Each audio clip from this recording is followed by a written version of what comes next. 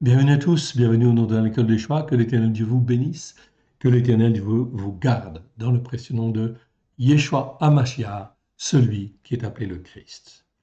Bienvenue donc à cet enseignement, ce sera en fin de compte ici un enseignement encore sur la lumière, ce sera la deuxième partie de l'enseignement sur la lumière. Comme nous sommes encore dans la fête de Hanouka, eh bien c'est excellent puisque ça nous permet au travers de cet enseignement de mieux comprendre le mot lumière dans la première alliance. Nous avons vu la lumière dans effectivement l'alliance nouvelle, la Brit Hadasha, et maintenant nous allons voir que cela concernait Yeshua, oui bien sûr, et nous allons voir les versets qui concernent justement la lumière dans effectivement la première alliance et qui en fin de compte sont tous prophétiques et nous annoncent ce que l'Éternel Dieu va faire au travers de Yeshua, qui est appelé la lumière du monde.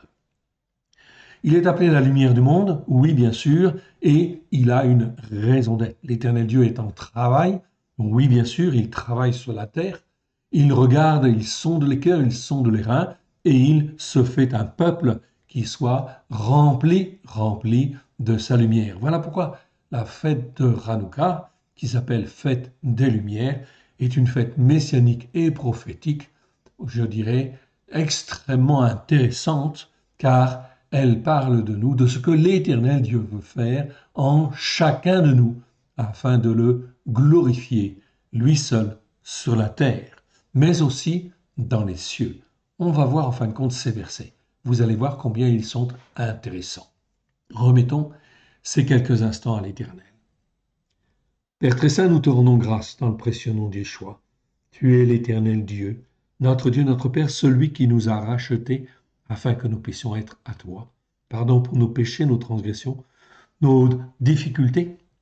Oui, Seigneur, pardonne nos péchés, nos transgressions, nos manquements, nos faiblesses, nos doutes, nos erreurs, et tends ta main bienfaisante. Renouvelle-nous, fortifie-nous à la gloire de ton saint nom, afin que nous puissions être lumière comme toi, tu le veux, à la gloire de ton saint nom. Nous te rendons grâce dans le précieux nom de Yeshua, ton Fils bien-aimé. Alléluia. Dans cette deuxième partie sur la lumière, eh bien, nous allons donc voir le mot lumière dans la première alliance et nous avons une petite cinquantaine de versets qui nous intéressent tout particulièrement. Vous allez le voir. Regardons ce qu'il en est. La première fois où on parle de la lumière, c'est effectivement dans Genèse chapitre 1. Comme vous le voyez apparaître à l'écran ici, je vous l'ai agrandi au maximum pour que vous puissiez bien voir et bien lire, oui bien sûr. Donc le mot lumière existe 123 fois, c'est le mot or en fait en hébreu, comme vous le voyez en fait ici apparaître à l'écran. Or, en fait ici, c'est un mot qui existe 123 fois dans 112 versets. Bien sûr, quand on parle de la lumière, ça peut être le feu, ça peut être la lumière du jour, tout simplement. Ok. Mais un certain nombre de versets, une petite cinquantaine, on va dire, parlent spécifiquement de la lumière spirituelle de Dieu, c'est-à-dire celle qui est transmise au travers de Yeshua Mashiach, afin que cette lumière puisse être implantée dans nos cœurs et dans nos vies. Oui, c'était annoncé depuis la Genèse. C'est donc extrêmement important, en fin de compte, de bien comprendre ces versets, car il n'y a pas ombre de variation entre la Genèse et l'Apocalypse. Oui, bien sûr. Donc l'Éternel Dieu est en travail. Et on comprend au travers en fait de cette étude sur le mot lumière que l'Éternel Dieu sonde les cœurs, sonde les reins, se façonne un peuple partout sur la terre afin de glorifier son nom dans les temps à venir, au travers de celui qu'il a choisi, Yeshua HaMashiach, celui qui est appelé le Christ. Donc les fondements là sont bien posés et on va voir ce qui s'est passé dès le premier jour. Au commencement ou en préambule des choses à venir, l'Éternel créa les cieux et la terre. C'est bien en préambule des choses à venir, oui, en réalité. On traduit la plupart du temps au commencement, oui, on peut le traduire comme cela, mais il manque quelque chose. C'est en préambule des choses à venir. Quelles sont ces choses à venir? Alors, il nous faut être éclairés. Voilà donc la lumière du Seigneur qui nous éclaire. Elohim créa les cieux et la terre. La terre était informe et vide, il y avait des ténèbres à la surface de l'abîme et l'esprit d'Élohim planait au-dessus des eaux. Verset 3, regardez bien. L'Éternel dit que la lumière soit, et la lumière fut. C'est le mot or, c'est la première fois où il apparaît effectivement dans l'Écriture. Donc la lumière paraît en fait ici. Mais ce n'est pas le jour. Le jour et la nuit sont créés le quatrième jour en réalité avec les luminaires dans le ciel, avec le soleil et la lune. Donc le quatrième jour, eh bien, apparaît la nuit et apparaît le jour. Alors, quelle est cette lumière qui est créée là au premier jour? En réalité, c'est la lumière spirituelle de Yeshua HaMashiach.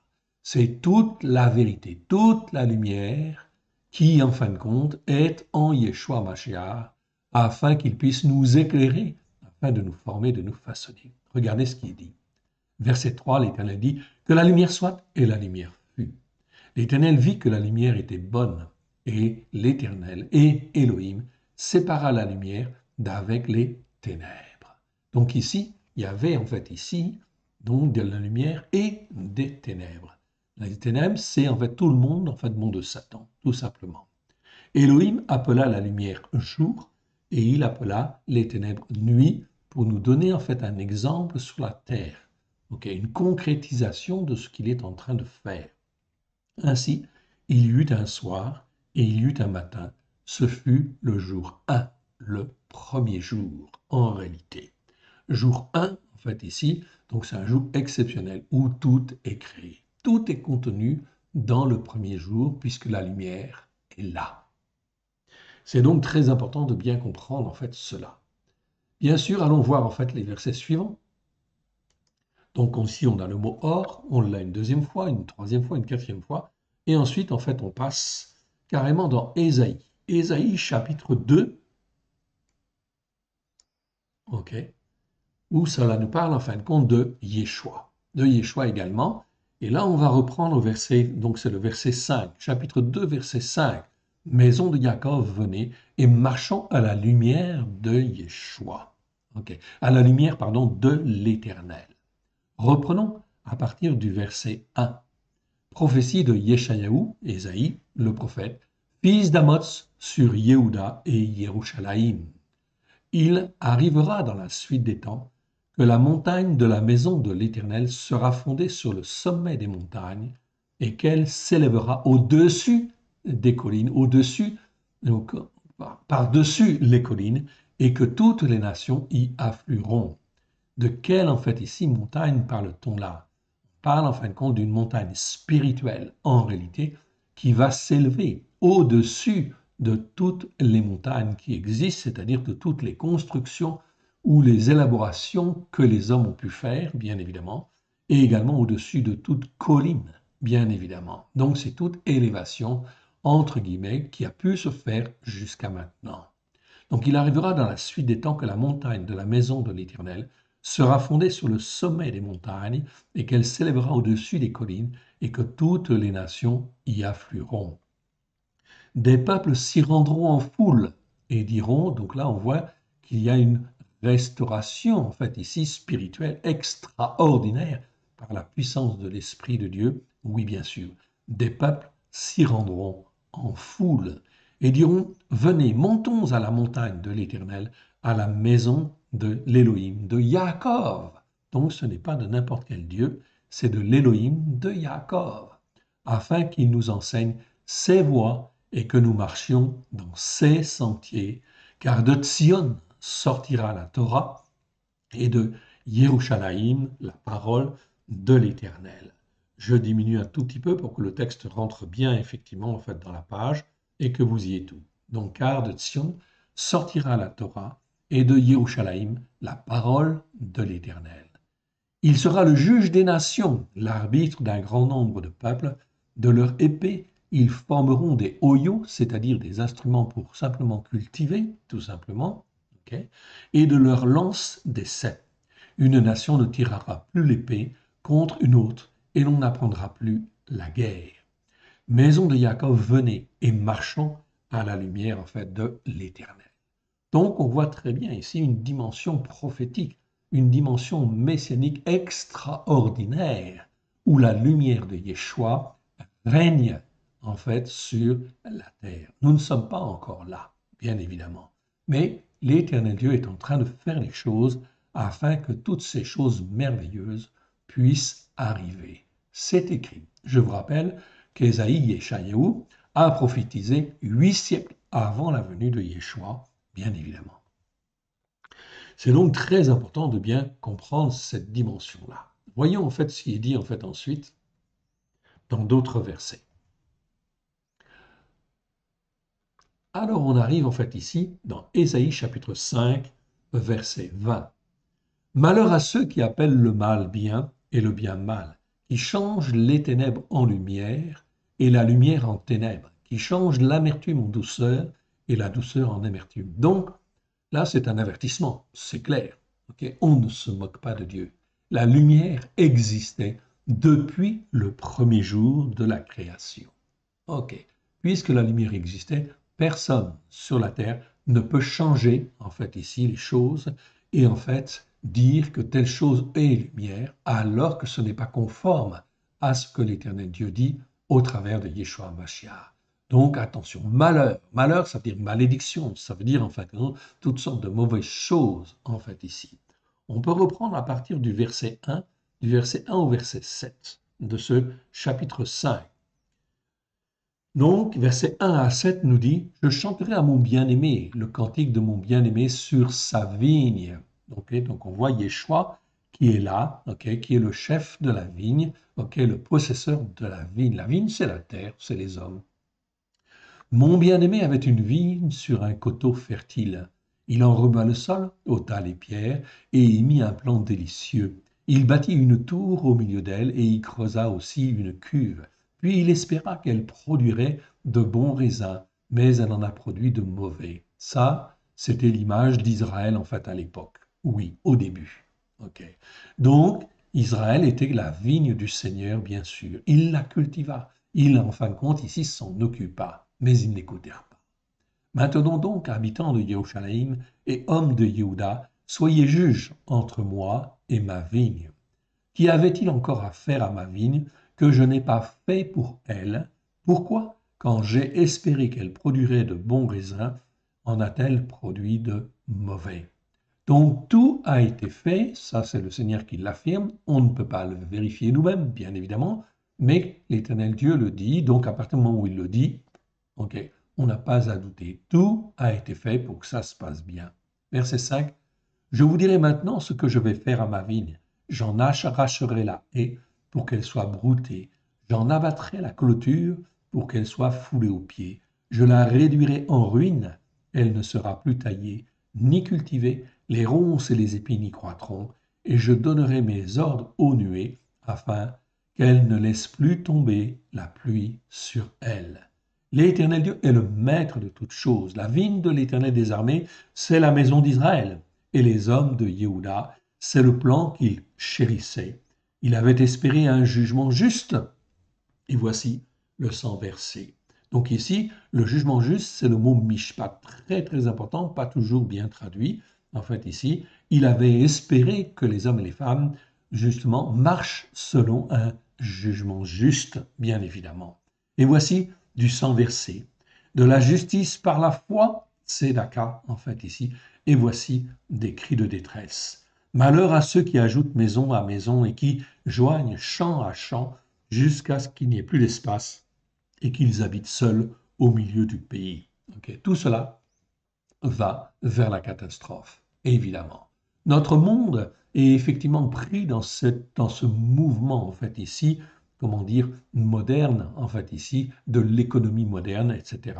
Donc, toutes ces choses, c'est effectivement très mauvais. Ça va à l'encontre du jugement juste et de la marche par la foi. Ici, deux mots dans ce verset 7 nous sont donnés. C'est le mot mishpat, jugement juste, et tzedaka, qui veut dire justice par la foi.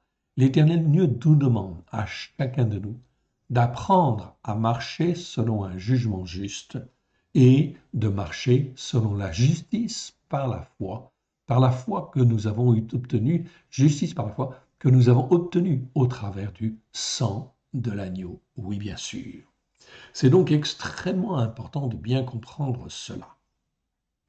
Donc vous pouvez lire tout le chapitre, là je ne vais pas le lire, ce serait trop long en fait ici, et cela se termine ici par le verset 20. Malheur à ceux qui appellent le bien mal et le mal bien, qui changent les ténèbres en lumière et la lumière en ténèbres, qui changent l'amertume en douceur et la douceur en amertume. Donc, très, très, très important. On continue et on va dans le verset suivant. OK. Et le verset suivant, ce sera en fin de compte dans Ésaïe chapitre 5, verset 30. En ce jour, il y aura un grondissement contre lui, comme celui d'une tempête sur mer. Okay. En regardant la terre, on ne verra que ténèbres, avec des alternatives de détresse oppressante et de lumière, en fait, ici. Au ciel, l'obscurité régnera. Ça, c'est tout ce que l'Éternel Dieu nous promet qu'il va arriver, bien évidemment, sur la terre. Des détresses oppressantes? Oui, bien sûr. OK. Pourquoi? Parce qu'on n'écoute pas. Cela fait 2000 ans que l'Éternel Dieu a envoyé son Fils afin qu'il soit lumière pour toutes les nations, évidemment. Et est-ce qu'ils écoutent? Est-ce qu'ils mettent en place? Non. OK. Est-ce qu'ils mettent en place le jugement juste? Est-ce qu'ils mettent en place la justice par la foi? Malheureusement, on en est loin. Donc, l'Éternel Dieu va en fin de compte faire venir la détresse oppressante, les fléaux, okay, c'est-à-dire en fait l'épée, la famine, la peste, etc., toutes ces choses-là, dans le but en fin de compte que les hommes soient dans la détresse. C'est dans une détresse oppressante jusqu'à ce qu'ils se repentent, s'ils veulent bien se repentir. Je dis bien, s'ils veulent bien se repentir. Et voilà pourquoi il y aura à droite, il y aura à gauche des points de lumière, etc. De la lumière va être sur la terre qui servira de témoignage. Voilà pourquoi l'Éternel Dieu, quelque part ici, nous parle et nous appelle afin que nous puissions nous attacher à lui et être lumière pour lui sur la terre face aux événements qui viennent, à la gloire de son Saint-Nom au travers de Yeshua Mashiach. C'est donc extrêmement important de bien comprendre cette dimension messianique, okay, et prophétique dans lequel l'Éternel nous met.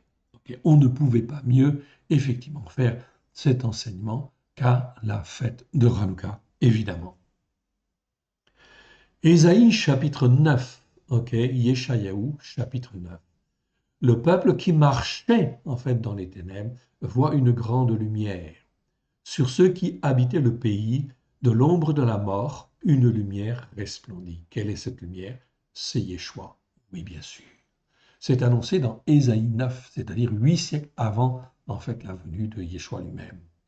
Verset 2 ou 9.3 en fin de compte dans certaines Bibles. Tu rends le peuple nombreux, tu lui accordes de grandes joies. Il se réjouit devant toi comme on se réjouit à la moisson, comme on pousse des cris d'allégresse au partage du butin, car le joug qui pesait sur lui, le bâton qui frappait son dos, la verge de celui qui l'opprimait, tu les brises comme à la journée de Midian. Midian, c'est Madian. Car toute sandale qu'on porte dans la mêlée, tout vêtement guerrier roulé dans le sang, seront livrés aux flammes pour être dévorés par le feu. L'Éternel Dieu ici annonce la paix quelque part. Car, verset 5, un enfant nous est né, un fils nous est donné, la domination reposera sur son épaule. On l'appellera admirable, conseiller, Dieu puissant, Père éternel, prince du shalom. Et regardez le verset 6 ou 9-7 dans certaines versions. Son but, donner à l'empire de l'accroissement et une paix sans fin au trône de David et à son royaume, l'affermir et le soutenir par un jugement juste, ce que je vous disais tout à l'heure, mishpat, donc par un jugement juste, et par la justice par la foi, tzedaka. Dès maintenant et à toujours, voilà ce que fera le zèle de l'Éternel des armées. Donc on voit très clairement là quelque part la volonté de l'Éternel notre Dieu. Il nous dévoile en fait ici son plan, en fait ici, c'est de donner à Yeshua et à ceux qui lui appartiennent, ceux qui sont fils de la lumière, oui bien sûr, en fait ici, un accroissement et une paix sans fin, afin que son nom puisse être glorifié sur la terre. C'est donc extrêmement important de bien comprendre cette dimension prophétique et messianique et d'apprendre à dépendre de l'Éternel et de marcher en fait ici, en fait, selon la volonté de l'Éternel, dans le plan de l'Éternel, de ne pas le devancer non plus, ok, et de ne pas aller trop loin et de ne pas aller trop à droite, trop à gauche, mais de rester bien sur la voie de l'Éternel. Voilà ce que fera le zèle de l'Éternel, okay, des armées. On continue, on va donc un petit peu plus loin. Donc là, on perçoit bien le plan, en fin de compte, de l'Éternel, oui, bien sûr. Ok. On continue, on va chercher le mot lumière suivant, c'est donc dans Ésaïe chapitre 10, verset, en fin de compte, 17. La lumière d'Israël deviendra un feu et son sein une flamme qui consumera et dévorera ses racines, ses épines et ses ronces en un seul jour, qui consumera corps et âme la magnificence de sa forêt et de ses campagnes. Il en sera comme d'un malade qui tombe en défaillance. Le reste des arbres de la forêt pourra être compté et un enfant en écrirait le nombre. C'est pas toujours facile, bien sûr, de comprendre ces prophéties, on est d'accord. Quand on parle de forêt, en fait, ici, et de campagne, c'est l'ennemi, en fait, ici, quelque part. Lisons à partir du verset 12. Mais quand le Seigneur aura accompli toute son œuvre sur la montagne de Sion et à Jérusalem, je punirai le roi d'Achour, c'est-à-dire le roi d'Assyrie. Donc là, c'était une prophétie contre le roi d'Assyrie, qui en fin de compte était un grand dominateur en fait à l'époque, oui bien sûr, pour le fruit de la grandeur arrogante de son cœur et pour la gloire présomptueuse de ses regards hautains. Car il dit, c'est par la force de ma main que j'ai agi, c'est par ma sagesse, car je suis intelligent. J'ai reculé les limites des peuples et pillé leurs trésors, et comme un héros, j'ai renversé ceux qui siégeaient sur des trônes. J'ai mis la main sur les richesses des peuples comme sur un nid. Et comme on ramasse des œufs abandonnés, j'ai ramassé toute la terre. Nul n'a remué l'aile, ni ouvert le bec, ni poussé un cri. La hache se glorifie-t-elle envers celui qui s'en sert? Et la scie est-elle arrogante envers celui qui la manie? Comme si la verge faisait mouvoir celui qui la lève, comme si le bâton soulevait celui qui n'est pas du bois. C'est pourquoi le Seigneur l'Éternel des armées enverra le dépérissement contre ces robustes guerriers, donc contre la Syrie, et sous sa magnificence éclatera un embrasement comme l'embrasement d'un feu. Ok. Donc on voit quoi au travers de ça? Ce passage est très intéressant car il est bien sûr biblique, évidemment. Il nous montre que le roi, en fait, ici, qui peut se lever, et il va y avoir des rois qui vont se lever, ils vont croire que c'est par leur force, en fait, ici, qu'ils agissent. Mais en réalité, c'est par, en fin de compte, la main de l'Éternel, parce que l'Éternel permet qu'un tel puisse grandir, puisse, en fait, ici, s'élever, dominer pendant un temps, en fait, ici, eh bien, en fin de compte, il y a des jugements sur lui, oui, bien sûr. Nous allons voir ces choses-là. Voilà pourquoi il est extrêmement important d'être formé, d'être sur la voie spirituelle que l'Éternel Dieu nous donne, nous montre, parce qu'il veut secouer la terre et il va secouer la terre. Mais ce n'est pas parce que la Russie se lève et qu'elle domine en fait ici que effectivement nous devons avoir peur, évidemment. Nous devons en fin de compte faire attention, évidemment, à ne pas aller ou faire des choses que nous n'avons pas à faire ou que l'Éternel Dieu ne nous demande pas de faire. Il nous demande de témoigner de sa vérité. Donc c'est donc extrêmement de sa lumière au travers de Christ Yeshua. Il est dit ici, verset 17, la lumière d'Israël deviendra un feu. Israël, vous le voyez encore, aujourd'hui n'est pas relevé, évidemment. Okay, mais l'Éternel Dieu travaille, façonne et fait qu'Israël puisse être en fait aussi élevé. Il y a donc un temps prophétique aussi pour Israël, afin qu'Israël puisse jouer son rôle parmi les nations, comme l'Éternel Dieu le veut. Et cela viendra. Nous allons être spectateurs de ces choses-là, oui, bien sûr. Voilà pourquoi il convient, en fin de compte, d'être les témoins que l'Éternel Dieu veut, et non pas plus, et non pas moins. On continue. On arrive en fin de compte maintenant dans Ésaïe chapitre 30, verset 26, la lumière de la lune sera comme la lumière du soleil. La lumière du soleil sera 7 fois plus grande comme la lumière de 7 jours, lorsque l'Éternel bandera la blessure de son peuple et qu'il guérira la plaie de ses coups. Donc on voit qu'il va y avoir beaucoup de difficultés, beaucoup de blessures, beaucoup de choses mauvaises qui vont arriver. Mais quand la gloire de l'Éternel viendra, la lumière de la lune sera comme la lumière du soleil. Ok, vous la voyez aujourd'hui, bien sûr, la lune, la lumière de la lune, vous la voyez. Et là, en fin de compte, l'Écriture dit que la lumière de la lune sera 7 fois plus grande, qu'elle sera comme la lumière du soleil. Et que la lumière du soleil sera 7 fois plus grande, ok, que la lumière de 7 jours. Donc, on fera vraiment, en fin de compte, une lumière extraordinaire qui ne nous est pas encore révélée, mais qui viendra. Ok, on n'est pas capable de comprendre, en fait, encore tout à fait cette dimension-là. Mais en tout cas, une chose est sûre, l'Éternel Dieu est là. Et il va agir, en fait, à cause de sa colère, à cause de la rage de son indignation. Comme on le dit, en fait, ensuite, au verset 27, « Voici le nom de l'Éternel vient de loin. Sa colère ardente, c'est un violent incendie. Ses lèvres sont pleines de la rage due à l'indignation, et sa langue est comme un feu dévorant. Son souffle est comme un torrent débordé qui atteint jusqu'au cou pour cribler les nations avec le crible de la fausseté, et comme un mort trompeur entre les mâchoires des peuples. » Ok. C'est donc très important, il y a des jugements en fait à venir et il faut que cela s'accomplisse sur la terre, bien évidemment. On continue et on arrive en fait ici à Ésaïe 42, verset 6. On va lire à partir du verset 1. Et le verset 6 nous dit, « Moi, l'Éternel, je t'ai appelé pour le salut. Je te prendrai par la main, je te garderai, je t'établirai pour traiter alliance avec le peuple, pour être la lumière des nations. » Ah, très important. Pour ouvrir les yeux des aveugles, pour faire sortir de prison le captif et de leur cachot ceux qui habitent dans les ténèbres. Je suis l'Éternel, c'est là mon nom. Je ne donnerai pas ma gloire à un autre, ni mon odeur aux images taillées. On reprend à partir du verset 1. Voici, donc c'est Ésaïe 42, 1. Voici mon serviteur que je soutiendrai, mon élu en qui mon âme prend plaisir. J'ai mis mon esprit sur lui. Il annoncera le jugement juste aux nations. Ah, voilà.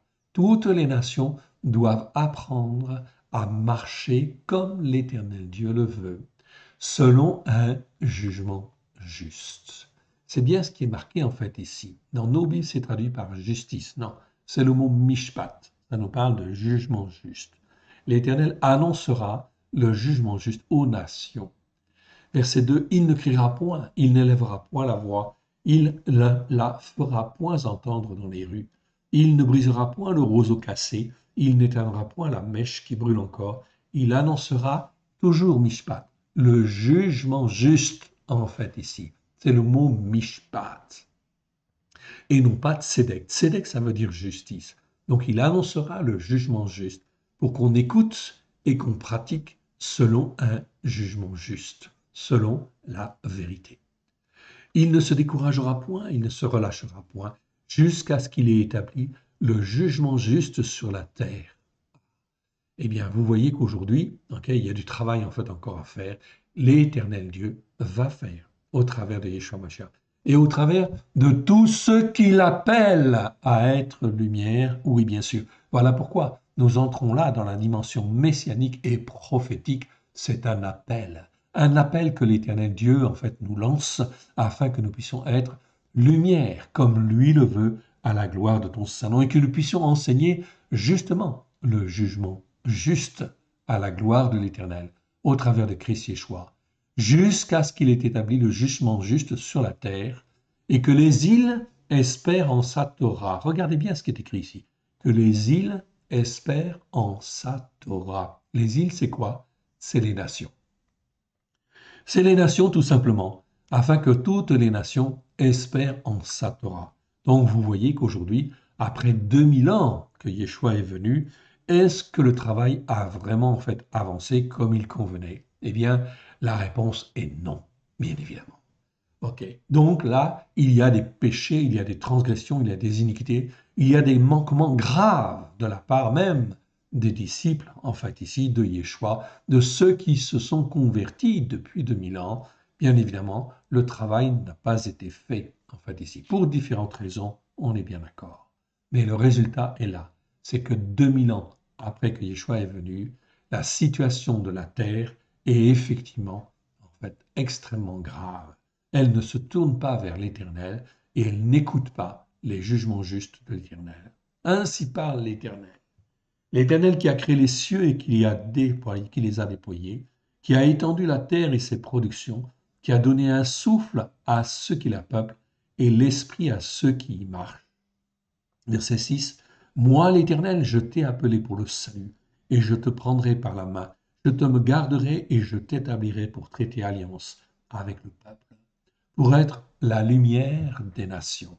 Okay. Donc on voit bien que cette lumière, elle doit se répandre partout, en fait, ici. Donc en réalité, au lieu de faire la fête de Noël, c'est la fête de Hanouka, la fête des lumières que l'on devrait célébrer, oui bien sûr. La fête de ceux qui appartiennent pleinement à l'Éternel Dieu au travers de Yeshua HaMashiach, celui qui est appelé le Christ.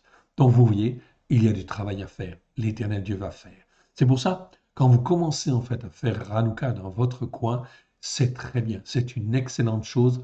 Vous apprenez à vous asseoir sur les Écritures, à être bien fondé. C'est le début. C'est le début de quelque chose de glorieux qui va venir. Donc pour être la lumière des nations, verset 7, pour ouvrir les yeux des aveugles, pour faire sortir de prison le captif et de leur cachot ceux qui habitent dans les ténèbres. Ainsi, l'Éternel Dieu veut faire sortir tous les croyants qui sont dans telle théologie ou telle autre théologie, bien sûr, qui sont retenus quelque part dans les ténèbres, afin qu'ils viennent à lui. Je suis l'Éternel, c'est là mon nom, je ne donnerai pas ma gloire à un autre, ni mon honneur aux images taillées. Donc on voit bien qu'il faut être à part des choses de ce monde. On continue. Ésaïe, en fait, ici, 42, est vraiment un fait extrêmement prophétique. On continue et on arrive en fin de compte ici au verset 16. On va lire à partir du verset 9. Voici les premières choses se sont accomplies, je vous en annonce de nouvelles. Avant qu'elles arrivent, je vous les prédis. Chantez à l'Éternel un cantique nouveau. Chantez ses louanges aux extrémités de la terre, vous qui voguez sur la mer et vous qui la peuplez, îles et habitants des îles. Donc l'Éternel parle à toutes les nations. Ici, les îles, ce sont les peuples qui sont sur les pays, les différents pays de la terre. Ok, à partir du verset 9, 9 à 16, on va dire. Hein? Ok. Que le désert de ces villes élève leur voix, que les villages occupés par Kédar élèvent la voix, que les habitants des rochers tressaillent d'allégresse, que du sommet des montagnes retentissent des cris de joie, qu'on rende gloire à l'Éternel et que dans les îles on publie ses louanges. L'Éternel s'avance comme un héros, il excite son ardeur comme un homme de guerre, il élève la voix, il jette des cris, il manifeste sa force contre ses ennemis. Verset 14. J'ai longtemps gardé le silence, je me suis tu, je me suis contenu. Je crierai comme une femme en travail, je serai haletant et je soufflerai tout à la fois. Je ravagerai montagnes et collines et j'en dessécherai toute la verdure. Je changerai les fleuves en terre ferme et je mettrai les étangs à sec. Je ravagerai montagnes et collines, tout ce qui s'est élevé sur la terre, qui n'est pas fondé sur la Torah, sera en fin de compte ici ravagé. Je ravagerai les montagnes et les collines. J'en dessécherai toute la verdure. Il n'y aura plus la vie à ces endroits-là. Verset 16. Je ferai marcher les aveugles sur une voie qu'ils ne connaissent pas. Je les conduirai par des chemins qu'ils ignorent. Je changerai devant eux les ténèbres en lumière et les endroits tortueux en plaine. Voilà ce que je ferai et je ne les abandonnerai point. Ils reculeront, ils seront confus, ceux qui se confient aux images taillées, ceux qui disent aux idoles de fonte, vous êtes nos dieux, en fait ici. Donc on voit bien qu'il y a effectivement une dimension prophétique à venir extraordinaire, afin que la lumière de Christ puisse être dans nos cœurs et dans nos vies, à la gloire de l'Éternel. Continuons, si vous le voulez bien, avec le mot lumière. Ok. On arrive en fait maintenant vers Ésaïe 45. Ésaïe 45 au verset 7. Je forme la lumière, je crée les ténèbres, je donne la prospérité et je crée l'adversité. Moi, l'Éternel, je fais ces choses. On reprend à partir du verset 1. Ésaïe 45, versets 1 à 7. Regardez bien. Ainsi parle l'Éternel à Cyrus, qui tient par la main, il tient par la main, pour terrasser les nations devant lui, et pour relâcher la ceinture des rois, pour lui ouvrir les portes, afin qu'elles ne soient plus fermées. L'Éternel suscite, Cyrus, un roi perse. Il le tient par la main, afin qu'il délivre effectivement les peuples de la puissance de Babylone. Oui, bien sûr. OK. Et là, en fin de compte, il va se servir de Cyrus, Cyrus qui va relâcher le peuple d'Israël, oui, bien sûr. Verset 2, je marcherai devant toi, j'aplanirai les chemins monteux, je romprai les portes d'airain et je briserai les verrous de fer. Je te donnerai des trésors cachés, des richesses enfouies, afin que tu saches que je suis l'Éternel qui t'appelle par ton nom, l'Élohim d'Israël. Pour l'amour de mon serviteur Jacob et d'Israël mon élu, je t'ai appelé par ton nom, je t'ai parlé avec bienveillance avant que tu me connaisses. Je suis l'Éternel, il n'y en a point d'autre. Hors moi, il n'y a point de Elohim. Je t'ai saint afin que tu me connaisses. C'est afin que l'on sache du soleil levant au soleil couchant que hors moi, il n'y a point de Dieu. Je suis l'Éternel, il n'y en a point d'autre. Verset 7. Je forme la lumière et je crée les ténèbres. Je donne la prospérité et je crée l'adversité. Moi, l'Éternel, je fais ces choses. Ok. C'est donc extrêmement important, ici, que les cieux répandent d'en haut et que les nuées laissent couler la justice, que la terre s'ouvre et que le salut y fructifie, et qu'il en sorte également la justice par la foi. Moi, l'Éternel, j'ai créé ces choses. C'est donc extrêmement important. On voit que là, l'Éternel est le maître des circonstances, est le maître des cieux et le maître de la terre. S'il veut t'appeler, là, tel roi ou tel autre roi, telle nation ou telle autre nation, ce n'est pas un problème pour lui. Voilà pourquoi beaucoup de choses vont changer dans les temps qui viennent. Or, il nous convient simplement, nous, là où nous sommes, d'être lumière pour Dieu, comme il convient d'être assis sur la Torah, d'écouter et de mettre en pratique les commandements de Dieu, ses ordonnances, ses ici, ses jugements, ici, tout ce qui est dans la parole de Dieu, avec grâce et vérité au travers de Yeshua. C'est donc extrêmement important, car de grands bouleversements vont avoir lieu dans les temps qui viennent. Ok, on continue avec Ésaïe 49. Il dit, c'est peu que tu sois mon serviteur pour relever les tribus de Jacob. Ésaïe 49, verset 6. Pour ramener les restes d'Israël, je t'établis pour être la lumière des nations, pour porter la délivrance jusqu'aux extrémités de la terre. Donc la mission de Yeshua, mon frère, ma sœur, c'est en fin de compte de porter la délivrance jusqu'aux extrémités de la terre. C'est pour ça que Yeshua a besoin ici de chacun de nous, bien évidemment, pour porter la délivrance jusqu'aux extrémités de la terre. Ce n'est pas le salut. Ici, c'est le mot Yeshua. Si porter la délivrance, c'est le mot Yeshua, comme notre Seigneur Yeshua. C'est Yeshua, ça veut dire délivrance, déjà en premier lieu, et non pas le salut. Ici, c'est la délivrance. Ok. On reprend à partir du verset 1, Ésaïe 49. Écoutez-moi. Donc on voit bien que l'Éternel parle à toutes les nations et à tous les peuples. Écoutez-moi. Peuple lointain, soyez attentifs. L'Éternel m'a appelé dès ma naissance. Il m'a nommé dès ma sortie des entrailles maternelles. Il a rendu ma bouche semblable à une épée tranchante. Il m'a couvert de l'ombre de sa main. Il a fait de moi une flèche aiguë. Il m'a caché dans son carquois.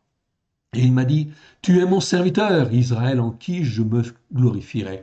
Donc là, on parlait de Yeshua au début, mais là, on parle en fin de compte d'Israël qui devient le serviteur. Mon frère, ma sœur, si tu appartiens à Yeshua et que tu viens sur les racines hébraïques de la foi, tu deviens l'Israël de Dieu, l'Israël messianique, l'Israël prophétique de Dieu. Et voilà ce que le Seigneur dit. Et il m'a dit, tu es mon serviteur, Israël, en qui je te me glorifierai. En moi, j'ai dit, c'est en vain que j'ai travaillé, c'est pour le vide, le néant que j'ai consumé ma force. mais le jugement qui me concerne est auprès de l'Éternel, et ma récompense auprès de mon Élohim. Maintenant l'Éternel parle, lui qui m'a formé dès ma naissance pour être son serviteur, pour ramener à lui Yaakov et Israël encore dispersés, car je suis honoré aux yeux de l'Éternel, et mon Élohim est ma force. Et il dit, c'est peu que tu sois mon serviteur, pour relever les tribus de Yaakov et pour ramener les restes d'Israël. Je t'établis pour être la lumière des nations, pour porter la délivrance jusqu'aux extrémités de la terre. Okay, ainsi parle l'Éternel, le Rédempteur, le Saint d'Israël, à celui qu'on méprise, qui est considéré comme une abomination devant le peuple, à l'esclave des puissants, des rois, le verront, et se lèveront des princes, ils se prosterneront à cause de l'Éternel qui est fidèle, du Saint d'Israël qui t'a choisi. Il y a donc en fait des choses glorieuses qui vont venir. Des peuples, des rois vont se mettre à genoux. Oui, bien sûr. Il faut pour cela que les circonstances soient là. Donc, il faut que la dévastation vienne, mon frère, ma sœur, afin, effectivement, que les hommes et les femmes puissent se tourner vers le seul Dieu unique et vrai, vers l'éternel Dieu, au travers de Christ Yeshua. Nous allons vivre, en fait, ces temps difficiles. On continue. On arrive, en fait, maintenant, en fait, ici, dans Ésaïe chapitre 51. 51, verset 4. Mon peuple, sois attentif. Ma nation prête l'oreille, car la Torah sortira de moi, et j'établirai mes jugements pour être la lumière des nations. Ah, la lumière des peuples, pardon. Ok. Donc là, on va relire à partir du verset 1. C'est vraiment trop important encore. Ok.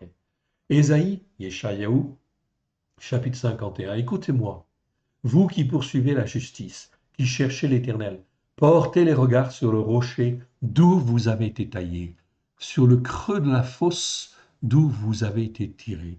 Portez les regards sur Abraham, votre père, et sur Sarah qui vous a enfanté, car lui seul je l'ai appelé, je l'ai béni et multiplié. Donc, si nous appartenons à Dieu au travers de Christ Yeshua, nous sommes sur les racines hébraïques de la foi, et nous sommes descendants d'Abraham et de Sarah, bien sûr, par la foi, bien sûr. Soit physiquement, ok, soit par la foi, en fait, ou les deux, bien sûr, physiquement et par la foi, ou en fin de compte parce que nous avons été adoptés, oui, bien sûr, par la foi. Ainsi, l'Éternel a pitié de Sion, il a pitié de toutes ses ruines, il rendra son désert semblable à un Éden.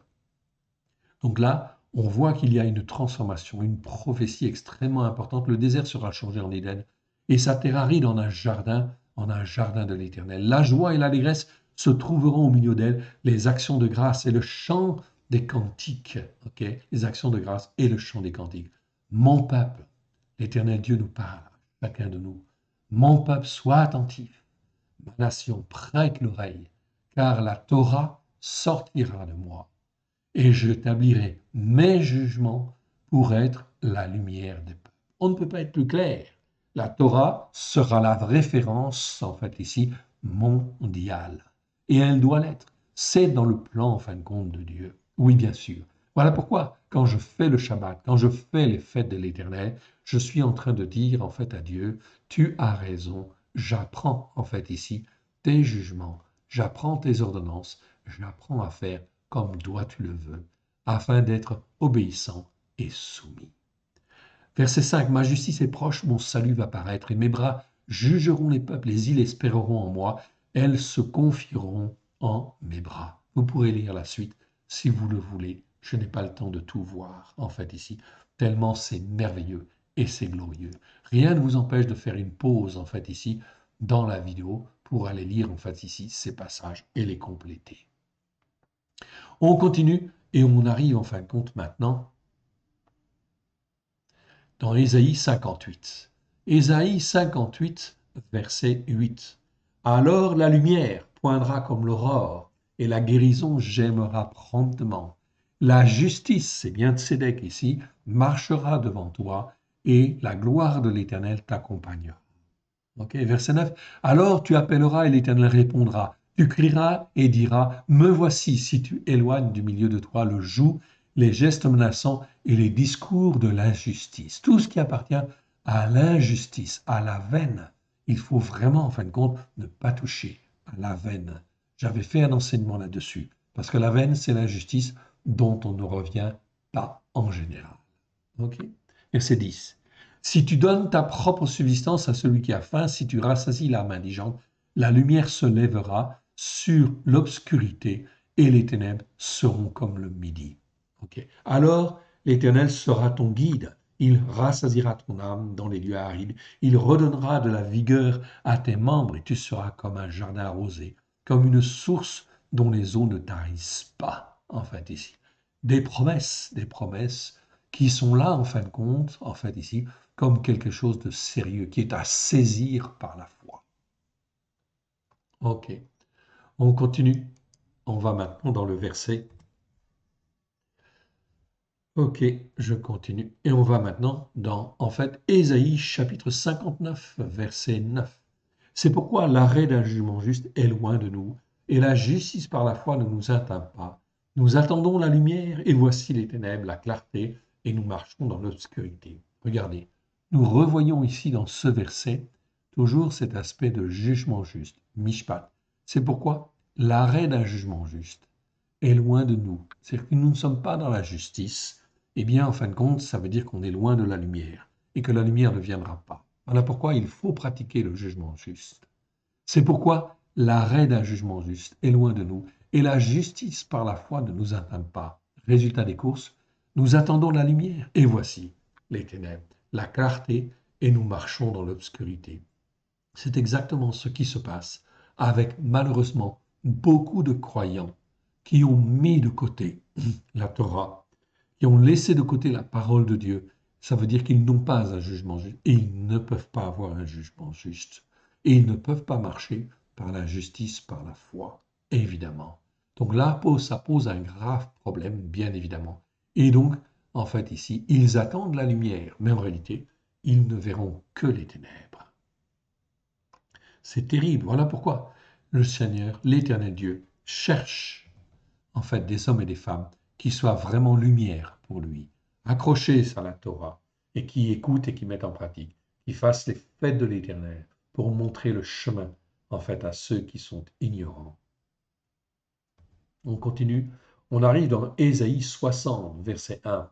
Lève-toi, sois éclairé, car la lumière arrive, et la gloire de l'Éternel se lève sur toi. Voici, les ténèbres couvrent la terre, et l'obscurité les peuples, mais sur toi l'Éternel se lève, sur toi sa gloire apparaît. Des nations marchent à ta lumière, et des rois à la clarté de tes rayons. Porte tes bras alentour et regarde, tous ils s'assemblent, ils viennent vers toi. Tes fils arrivent de loin, et tes filles sont portées sur les bras. Mon frère, ma sœur, là on est en train de te dire, c'est dans l'Écriture. C'est le prophète Yeshayahu qui parle, Ésaïe. C'est l'Éternel Dieu qui parle au travers en fait de Ésaïe, Yeshayahu.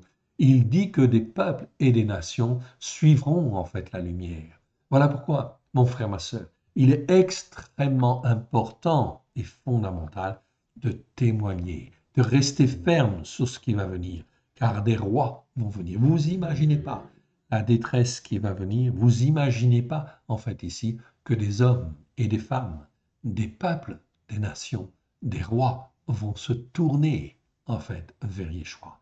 Des nations marchent à ta lumière et des rois à la clarté de tes rayons, en fait, ici. C'est donc vraiment important, fondamental de bien comprendre ça et d'apprendre à marcher par la foi. On continue. On arrive en fin de compte dans Ésaïe 60, verset 19. Ce ne sera plus le soleil qui te servira de lumière pendant le jour, ni l'éclat de la lune qui te servira de lumière, mais l'Éternel sera ta lumière à toujours, et ton Elohim sera ta magnificence. Ton soleil ne se couchera plus, et ton mois lunaire ne s'obscurcira plus, car l'Éternel sera ta lumière, à toujours, et les rayons de ton deuil seront passés. Souvenez-vous, ce qu'on a vu dans Genèse chapitre 1, le premier jour, l'Éternel créa la lumière. Okay. Alors que le jour et la nuit n'étaient pas créés, c'est au quatrième jour que l'Éternel Dieu fait les luminaires. Ici, on te dit que la lumière sera tellement forte, tellement puissante, la lumière de Christ, la lumière de Dieu au travers de Christ sera tellement forte que tu n'auras même plus besoin du soleil, même plus besoin de la lune, tellement la lumière du Seigneur, en fait ici, sera grande dans ton cœur et dans ta vie. Ça, c'est le but de l'Éternel, c'est de faire de nous des lumières à la gloire de son saint nom.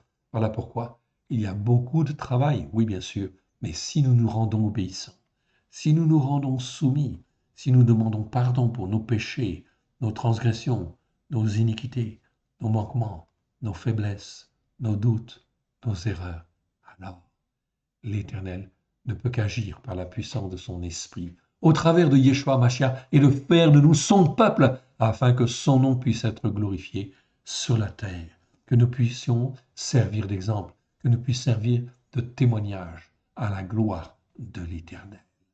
Voilà ce que fera le zèle de l'Éternel dans les temps qui viennent. On continue? OK. Donc là, on parle de la lumière. OK, la lumière du Seigneur, bien sûr. Je regarde la terre et voici, elle est informe et vive. Les cieux et leur lumière a disparu. Oui, bien sûr. Je regarde les montagnes et voici, elles sont ébranlées. Toutes les collines chancellent.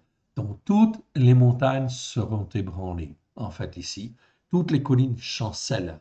C'est prophétique, bien évidemment. Tout cela est dû à la colère de l'Éternel, à la rage de son indignation.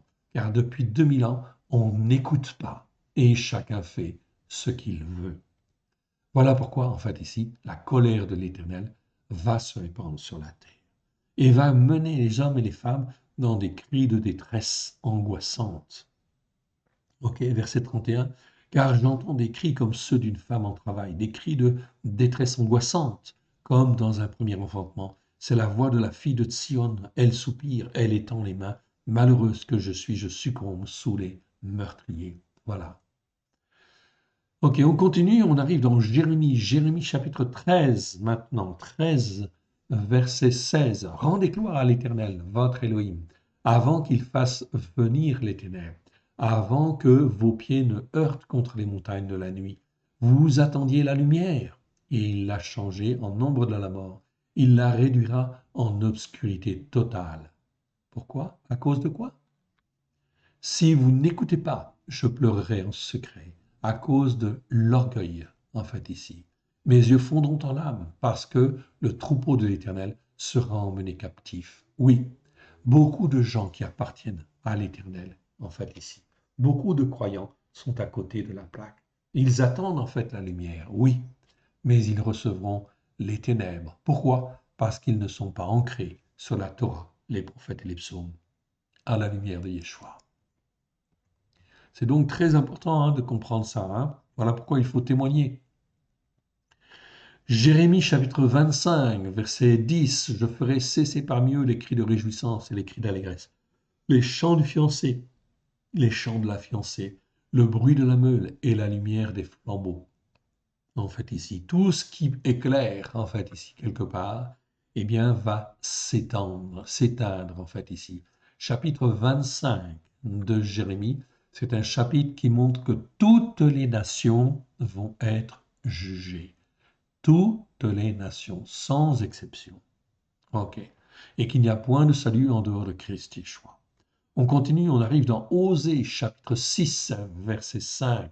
C'est pourquoi je les frapperai par les prophètes, je les tuerai par des paroles exprimées de ma bouche, et mes jugements éclateront comme la lumière. Donc les jugements de Dieu sont extrêmement importants, oui bien sûr, et ils vont éclater, éclater comme la lumière en fait ici. Oui, on ne pourra que se dire, eh oui, si nous avions écouté, si nous avions mis en pratique toutes ces choses-là, ne serait pas arrivé ici.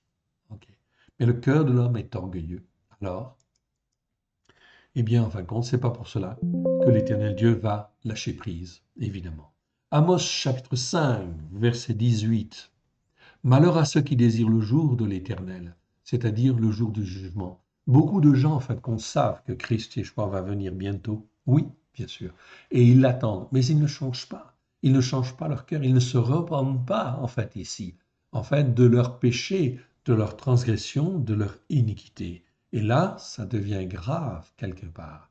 Malheur à ceux qui désirent le jour de l'Éternel. Qu'attendez-vous du jour de l'Éternel? Il sera ténèbres et non lumière. Vous serez comme un homme qui fuit devant un lion et qui rencontre un ours, qui gagne sa demeure, appuie sa main sur la muraille et qui mord un serpent. Le jour de l'Éternel n'est-il pas ténèbres et non lumière? N'est-il pas obscur et sans éclat? Je hais, je méprise vos fêtes. Je ne puis sentir vos assemblées, dit l'Éternel.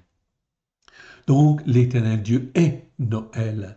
L'Éternel Dieu est les Pâques chrétiennes et toutes les fêtes qui ne sont pas en fait ici selon sa Torah.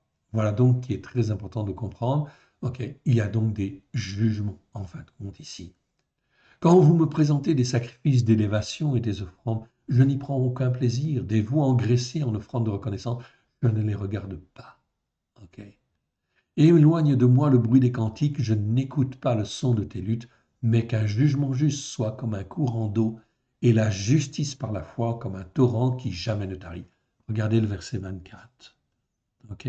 Verset 24, mais qu'un jugement juste, mishpat, donc on retrouve ici le jugement juste, soit comme un courant d'eau, et la justice par la foi, deuxième en fait ici, justice par la foi, tzedaka, comme un torrent qui jamais ne tarit, afin de laver et purifier. On retrouve toujours l'expression jugement juste et justice par la foi.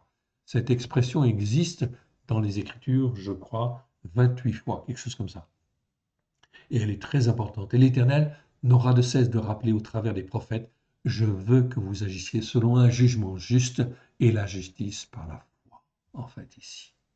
Donc il faut apprendre à avoir un jugement juste. C'est en pratiquant tous les jours, en fait, ici, que l'on, en fait, ici, apprend à marcher selon un jugement juste et selon la justice par la foi. Okay. C'est ce que nous devons faire. On continue. Et on arrive en fait maintenant dans Michée chapitre 7, verset 8. Ne te réjouis pas à mon sujet, mon ennemi, car si je suis tombé, je me relèverai. Si je suis assis dans les ténèbres, l'Éternel sera ma lumière. Ok? Je supporterai l'excès violent de la colère de l'Éternel, puisque j'ai péché contre lui, jusqu'à ce qu'il fasse de moi, qu'il fasse, ok, qu'il défende ma cause et me fasse droit. Ah, là c'est faux, afin que je puisse agir selon sa justice par la foi. Ok, selon son jugement juste, fasse droit, c'est une mauvaise traduction. Et il me conduira à la lumière, et je contemplerai sa justice par la foi. En fait, ici. Donc ici, je n'ai pas eu le temps, en fin de le retraduire, en fait, ici. Ok, c'est mal traduit. Ici, en fin de compte, jusqu'à ce qu'il défende ma cause et que je puisse agir selon un jugement juste, il me conduira à la lumière et je contemplerai sa justice par la foi. On retrouve ici jugement juste et on retrouve tzedaka, justice par la foi. Ok? C'est donc très important, fondamental. On ne trompe pas Dieu, hein? Ok.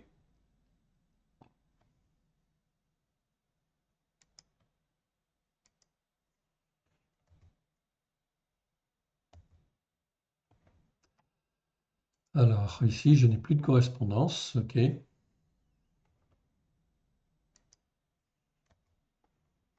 Alors, je vais le reprendre. Bon, c'est pas grave.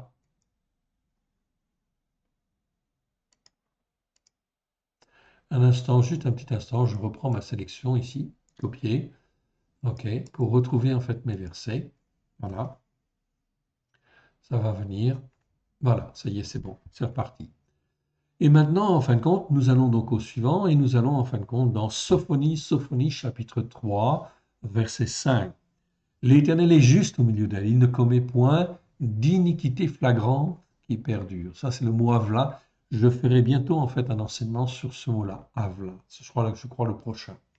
Il ne commet aucune iniquité. Il ne commet point d'iniquité flagrante qui perdure, bien sûr. Chaque matin, c'est mieux que iniquité tout court. Et il produit à la lumière ses jugements, en fait, ici, sans jamais y manquer. Mais celui qui est perverti ne connaît pas la honte. Ok, on continue. Donc tout ça, ces versets-là, hein, pas les oublier. On continue. On arrive dans Zacharie chapitre 14, verset 6. En ce jour-là, il n'y aura point de lumière, il y aura du froid et de la glace. Oui, ça c'est le temps des jugements, bien évidemment, quand l'Éternel juge et fait en fin de compte que cela soit ténèbres, eh bien il n'y a plus de lumière. Donc il y a en fin de compte des endroits où ce sera comme cela. Oui, bien sûr. On continue. Ce sera un jour unique. On parle du jour du jugement, en fait, de l'Éternel. Connu de l'Éternel, qui ne sera ni jour ni nuit, mais vers le soir, la lumière paraîtra. Donc la lumière va poindre, en fait, ici, quelque part, à un moment donné. Le but, simplement, c'est de restaurer la lumière du Seigneur dans nos cœurs, dans nos vies. Ok, dans le psaume 4 versets, en fait, ici, 7 ou 6 dans certains versets. Beaucoup disent, qui nous fera voir ce qui est bon? Fais lever sur nous la lumière de ta face. Oui, bien sûr, la lumière de la vérité, la lumière de ta face, bien évidemment. Ok, les psaumes ici sont extrêmement importants et fondamentaux. Psaume 27, verset 1. L'Éternel est ma lumière et mon salut. De qui aurais-je craint? L'Éternel est le soutien de ma vie. De qui aurais-je peur? Etc. Donc le psaume 27 nous parle de David. David qui disait, l'Éternel est ma lumière, bien évidemment. Il connaissait en fait ici la dimension spirituelle qu'il y avait en l'Éternel. Ok, la dimension de Yeshua Mashiach, il la connaissait, oui bien sûr. Ici, on arrive dans le psaume 36. Car auprès de toi, la source de la vie, par ta lumière, nous voyons la lumière. Étends ta bonté sur ceux qui te connaissent et ta justice par la foi sur ceux dont le cœur est droit. Que le pied de l'orgueil ne m'atteigne pas et que la main des méchants ne me fasse pas fuir. Déjà ton ceux qui commettent l'injustice. Là, on a le mot aven. Aven, c'est l'injustice. Tous ceux qui commettent l'injustice, en fait ici, sont en fait ici perdus quelque part. Ok? Et déjà tombent ceux qui commettent l'injustice. Ils sont renversés, ils ne peuvent se relever. Ok, on arrive en fait ici maintenant dans le psaume 97. 97, verset en fait ici 11. La lumière est semée pour le juste et la joie pour ceux dont le cœur est droit. Pour ceux dont le cœur est droit. La lumière est semée. Ok. On reprend à partir du verset 8. Sion l'entend et se réjouit. Les filles de Yehuda sont dans l'allégresse. À cause de tes jugements, ô Éternel, car toi, Éternel, tu es l'Élion sur toute la terre. Tu es le Très-Haut sur toute la terre. Tu es souverainement élevé au-dessus de tous les dieux. Vous qui aimez l'Éternel, haïssez le mal. Il garde les âmes de ses fidèles. Il les délivre de la main des méchants. La lumière est semée pour le juste et la joie pour ceux dont le cœur est droit. Juste, réjouissez-vous en l'Éternel et célébrez par vos louanges sa sainteté. Entretenez-vous donc par des psaumes, oui bien sûr, ok, c'est extrêmement, extrêmement important. On continue et on arrive dans le psaume 139, verset 11. Si je dis au moins les ténèbres me couvriront, la nuit devient lumière autour de moi. La nuit devient lumière autour de moi aussi. Ok, donc ça c'est dans en fait le psaume 139. On continue dans le Proverbe 13. Proverbe 13, verset 9. La lumière des justes est joyeuse, mais la lampe des méchants s'éteint. Très important. On arrive dans Ecclésiaste chapitre 2, en fait ici, verset 13. J'ai vu que la sagesse a de l'avantage sur la folie, comme la lumière a de l'avantage sur les ténèbres. Oui, bien sûr. Ok. Ok. Ecclésiaste chapitre 11, 11, verset 7. La lumière est douce et il est agréable aux yeux de voir le soleil. Oui, bien sûr. Et enfin, on arrive au dernier mot, en fait, ici, du mot lumière, que je voulais voir dans, en fait, ici, la première alliance.